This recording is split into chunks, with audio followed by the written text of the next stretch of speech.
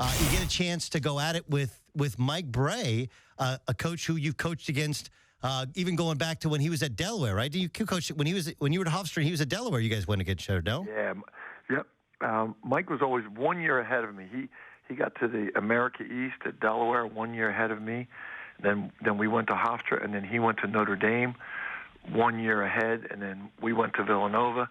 He was an assistant at Duke when I was at UNLV, and so we've kind of followed our paths, good friends, and I think he's awesome. You know, I think they probably have, over the last, including this year, 3 years, might have been the best offensive team in basketball over the last 3 years. 2 Final Eights, and they're good again this year. Offensively, they're incredible. They are incredible. Your team actually, by the way, was incredible this past weekend. I got a chance to call that game a Big Five game. I know you have a Big Five game tonight against LaSalle I want to get to. Your first head coaching job, you get done at Bucknell, but I noticed your first head coaching job wasn't until 84. What'd you do 83 and 84? 83 and 84, I worked for the Philadelphia Stars, the United States Football League. Do you remember that? Yeah. Right here in Philly. Jim Marr was our head coach. Carl Peterson was our president and general manager. I met my wife, Patty, there. She worked in the marketing department. It was actually a great experience for me. I did it for a year. We won the USFL championship. It was a great year. What'd you do? Like, were you thinking about coaching football? No, I did marketing. I did everything. Season ticket sales, marketing in Philadelphia, promotions. It was an awesome job. All right, so then you go to Rochester. Why did you go take the assistant job at Rochester? Well, I did that for 1 year, and Pat Flannery, who played with me at Bucknell, was offered the Rochester job as assistant, and he decided to stay where he was, which was Drexel, and the guy was kind of stuck. He said, "I got a good guy for you," and he came to me and said, "I think you'd be good at this," and I said, "Yeah, I'd love to try it." And I went up to University of Rochester as assistant basketball coach and assistant intramural director. It was half and half, and it was a great experience. Worked for a guy named Mike Neer, who's an incredible coach. Oh, wait, so you go up there, intramural director. So did you have to go to all the intramural stuff? Did you have to come up with a schedule and all that? Yeah. I had to set up floor hockey and flag football and everything. It was crazy. And I was the head JV coach, so we would practice at 6 a.m. For the JV team, Division III, JV team, then varsity practice in the afternoon, and then intramurals at night. But I was 23. I was single. I loved it. Wait. You just said you met your wife the year before, and now you said you're single. Well, I met her. We met, and we were dating. We dated for like 7 years. So she was still in Philadelphia with the Philadelphia Stars the next year when I went up and coached at University of Rochester. And then you came back down to Drexel, and then eventually made your way to Villanova. The impressive part, honestly, about your program is not even that you won a national championship. It's that you've been able to sustain this level of success. Okay, the last 3 years you've dominated the Big East, and now you appear to be on your way to competing again for a Big East title, competing again for a one. Why are you guys so able to have consistent success as opposed to when Raleigh won a championship? There were swings and sways in terms of how often they were able to dominate and compete. I know the league might have been more difficult, but why else have you guys been able to be more consistent? I really, Doug, I think we've had really good players. I really believe it. That maybe sometimes I get frustrated that our players don't get the individual attention that they deserve. But I understand it. Like, we don't have the flashiest guys. But I think that they are really effective college players, and then they're good professional players, whether they go to the NBA or go to Europe. They have good careers, and I think we've been able to sustain that over a period of time. And it's, as you know, it's fragile. It can go at any time. We went to the Final Four in 2009. We had it going for a little bit, and then it took 1 year of just not having a senior class, guys leaving early, and we slipped.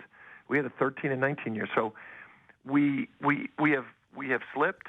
We understand how fragile it is, and I think it keeps us on our toes, and it keeps us committed to getting the right guys that are good basketball players and not just hyped guys.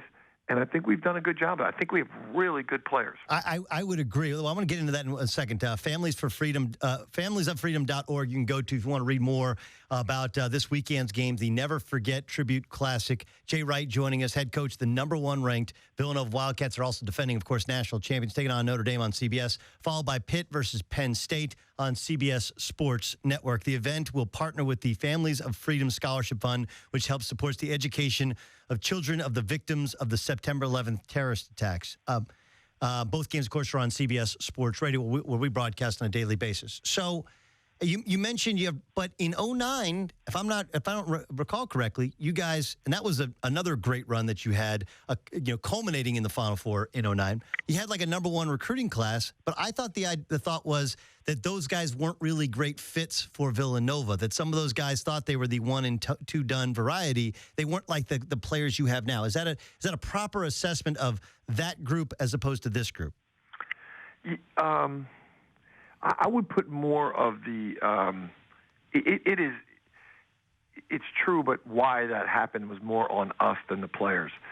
We as a staff got caught up in just it was easy to get players then. We went to the Final Four. We had in 2006 we went to the Final 8, and then we had a good run, like you said, and it was easy to get players. So we were just taking players and not explaining to them what our program was about, or we weren't evaluating, are these guys really basketball players that are going to fit into our system, or are they just really talented basketball players that might not fit into our system?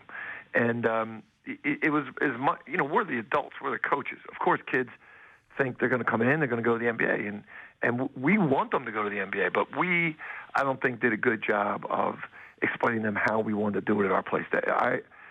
I take the blame because they were good kids, and they're all still a part of our program. They're great kids. They're loyal. They all come back. We might have done them a disservice. You mentioned, you've talked about your players. What I'm taken by is how they're all kind of bought in. And, we've all heard the Pat Riley disease of me thing, and now you're ranked #1 in the country. You won a national championship last year. How have you kept them kind of in the circle to where they're not going outside of the system to which has allowed you to be successful? It's a challenge every day because they're 18 and 22 years old, and it's a challenge for all of us. Me at 54, it's a challenge. And we learned that being #1 last year. There's whole new challenges come with that. So it's something that we address all the time, that is our enemy as much as the opponent. Is the disease of me. We actually use that term, Doug. And when it comes up, we address it. We talk about it. So it takes the discipline of the assistant coaches addressing it, but it takes the character and the intelligence of the players to accept it, listen to it, and then respond to it. You mentioned you stay out your start first at Rochester, coaching the JV, intramurals, assistant on the varsity, and then worked your way up the ladder till you're at Hofstra. I played against you, obviously, when you guys, Speedy Claxton, you guys had a very good team at Hofstra.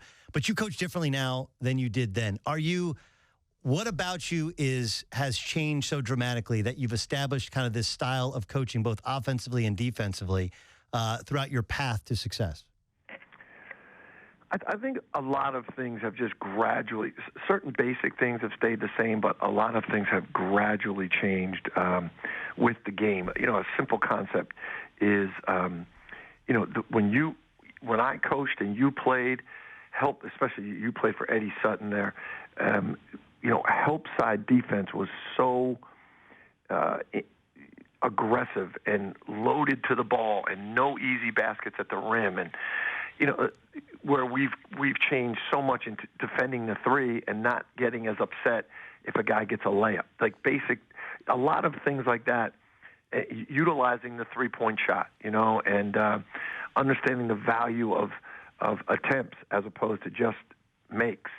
There's a lot of things like that have changed year in and year out that I think has made our teams more successful. And what you and I talked about earlier, when I was a young head coach, I thought, I can beat out anybody in recruiting. I'm going to work harder, and we're going to get this guy. Well, it's not about that. It's about getting the right guy that is going to fit in your program and it's about the guys you get. It's, if we lost the recruit back then, I'd be crushed. I'd feel like, I failed. And it's not about the guys you don't get. It's just making sure you get the right guys.